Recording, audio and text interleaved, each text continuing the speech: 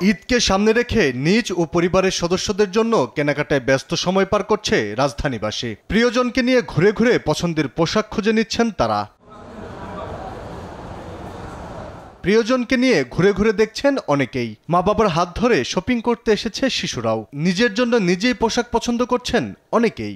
আমি জামা নিয়েছি আমার জন্য, আর একটা পারফিউম নিয়েছি, আর শুধু জুতো বাকি। জুতো নিলে আমার ঈদ কমপ্লিট। আজকে শুধু নিজের জন্য নিয়েছি, আর আরেকদিন আসবো ফ্যামিলির জন্য। দাম এবার রিজনেবল প্রাইস, মানে আমার আসলে বাজেট অনুযায়ী পেয়ে গিয়েছি। গতবারের তুলনায় আমার কাছে মনে হয়েছে যে এবার প্রাইসটা একটু রিজনেবল।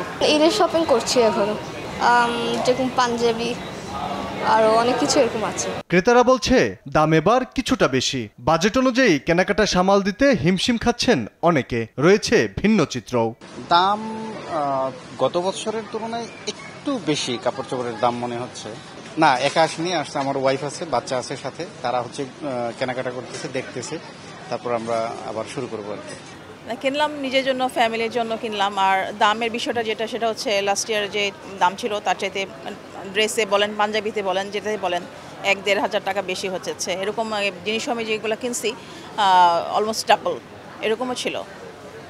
এখন আমার জন্য তার একা না, সবার জন্যই, তাও তো কিনতে হবে ঈদের। হ্যাঁ, এটা তো অবশ্যই পড়বে। সবারই তো বাজেট থাকে, বাজেট হয়তো ফেল হয়ে যাচ্ছে, তার উপর দিয়েও কেনা লাগছে। ঘাটতি বাজেট নিয়ে চলতে হবে।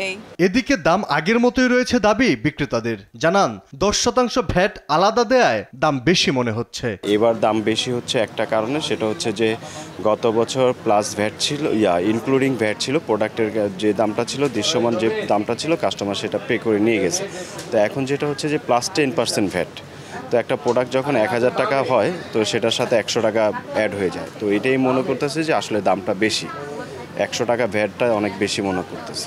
দিন গড়ানোর সঙ্গে সঙ্গে ক্রেতা সমাগম ও বিক্রিও বাড়ছে বলে জানান বিক্রেতারা। আলী আক্কাস, আকাশ, দেশ টিভি, ঢাকা।